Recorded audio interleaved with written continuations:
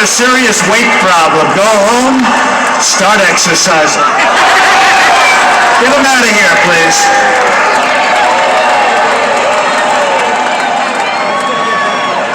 Got a bigger problem than I do. Got a bigger problem than all of us. Now he goes home and his mom says, "What the hell have you just done?" And he's right. We are continuing our incredible movement, the greatest political movement in the history of our country. There's never been a movement like this, never. Our movement is built on love, and it is. And we love our families, we love our faith, we love our flag, and we love our freedom. And that's what it's about.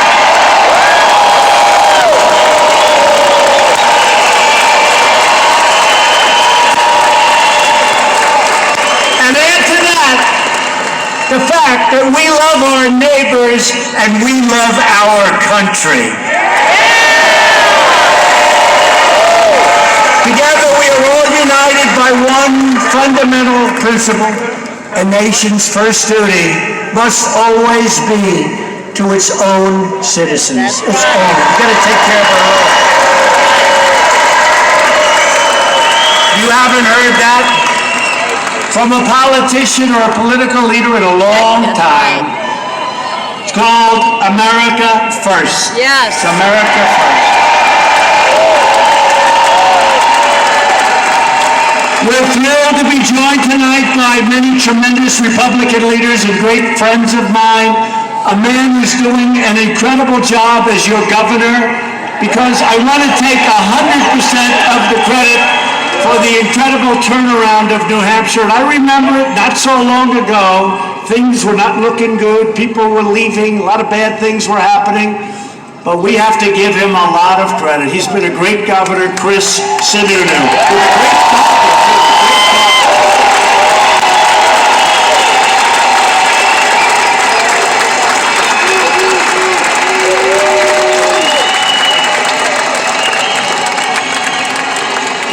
With a great father. His father was tough. Chris, your father was so tough. He was for somebody else in the primaries. And then one by one, I won here, I won there, I won there. And then when I won, his father got on and I said, "Oh, this guy kills me, he's so tough." And he said, "President Trump will be the greatest of all time." I said, "What happened? What happened?"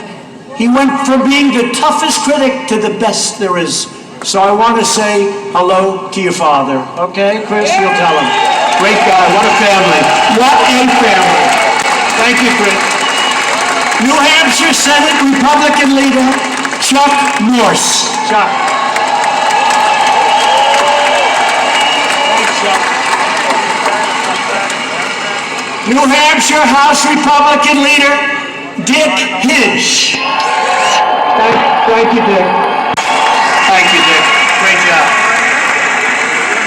A man who was with me right from the beginning. In fact, he had a meeting at his house. His house has never been the same. His house is a disaster now. In fact, somebody said he just sold it. But you know what? Because of the Trump economy, I'll bet he sold it for a big, big, fat, beautiful profit. Where is Steve? Steve Stepanak and his wife was incredible. Did you make a lot of money in the house?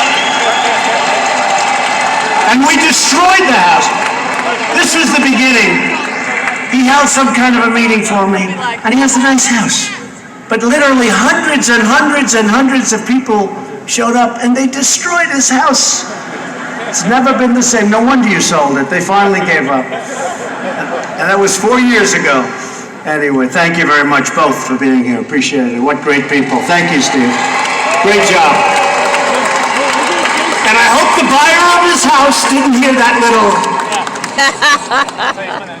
Steve, I hope the buyer didn't hear what I just said about you. It's too late. He'll cancel. That's all right. You'll sell it for more to somebody else, don't you?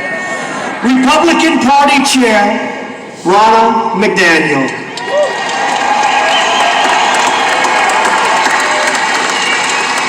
You know, Ronna headed up Michigan. And for many, many years, nobody won Michigan as a Republican. But I used to complain, and, you know, I'd go there and I'd say, they're stealing your car business. I'd go for years. In fact, 5 or 6 years before I even thought about running, for whatever reason, they named me Man of the Year in Michigan. I said, how come? I didn't even understand it myself, but I was named Man of the Year. I wasn't even political. That was years before I did this. But I was always complaining that our car business is being stolen. I mean, it's sort of obvious, right? Mexico now has 32% of our car business. It all left the state of Michigan. We are bringing it back at a level that nobody's ever seen before, our car business.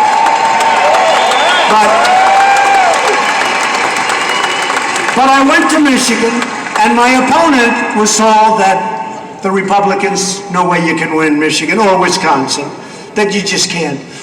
And we had a campaign manager named Ronna McDaniel. And Ronna wouldn't stop. Sir, can you be here next week? I say, I don't know. Then I leave, and she said, sir, can you come back in 3 days? I said, I don't know. Then I do it, and she said, how about another time? And then on election night,